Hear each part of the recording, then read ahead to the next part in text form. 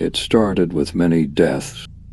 Alex, a strong young man, was found in his hut lying lifeless, his eyes wide open, his mouth frozen in silent stream.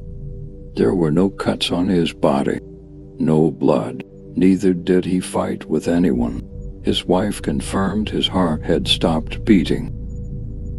The next week, Fred, another healthy, strong man, suddenly died, then another and another. Soon the village began to whisper, when death dances too often in one place, something is feeding it. All the dead men had one thing in common.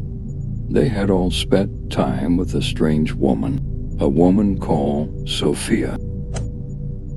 Sophia was not from the village. No one knew where she came from.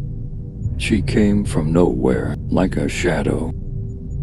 Her skin was smooth, her eyes glowed green like river moss.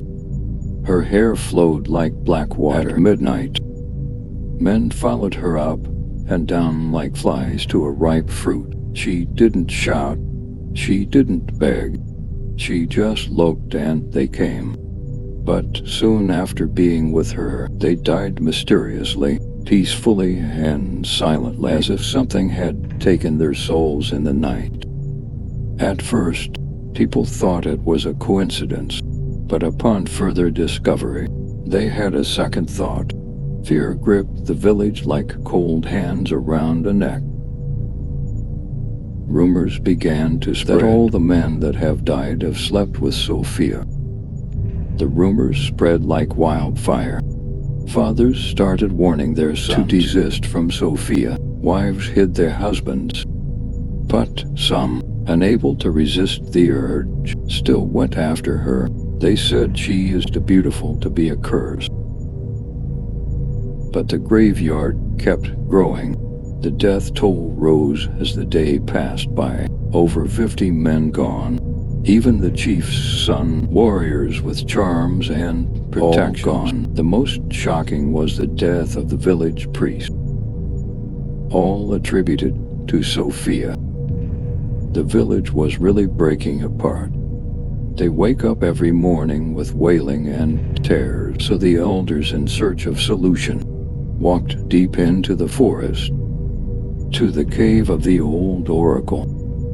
She was blind, but her ears heard more than most. When they told her what was happening, she didn't speak for a long time. Then she whispered, "The rivers remembers, the dead remember, and now they are taking back what was stolen." The elders, confused with the adage, begged for answers. The oracle told them a terrible secret. Years ago, some young men from the village had done something evil. They attacked a woman from the river. They assaulted her and hurt her and left her to die. Her blood flowed into the river. Her screams sank into the waters, and the spirit woke.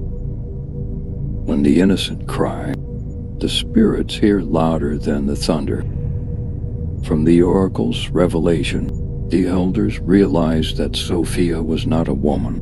She was a spirit of revenge, sent by the rivers, born from pain, covered in beauty. She didn't need to chase men, they chased her. Every time a man touched her, the river claimed another life. The elders went band gathered the whole villagers at the village square to convey the message of the oracle to them. Suddenly Sophia appeared in their midst. She did not walk, she glided. Many were terrified at her appearance. She looked around calm and cold. Then she spoke. "You hurt one of us. You spilled her blood. Now the river spills yours." Her voice echoed like a drum inside their bones. She said her real name was not Sophia. She was strictly on a mission to punish the men of the village for their evil deeds.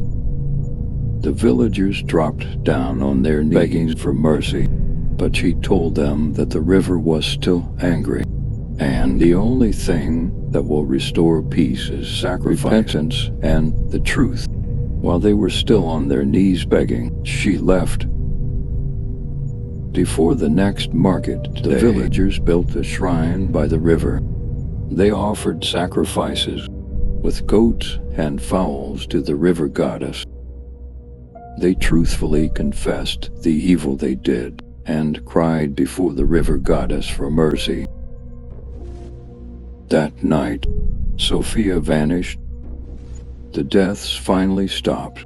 The village was quiet and happy again, but the fear remained. Even now the elders warned the young, if you see green eyes in the dark, do not follow her on.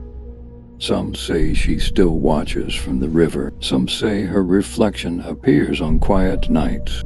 But one thing is certain, the river never forgets. In conclusion, don't let beauty blind you. Respect the spirits, respect the land, because when the dead are wronged, they will arise. A cause is like a fire. Once lit, it burns everyone in its path.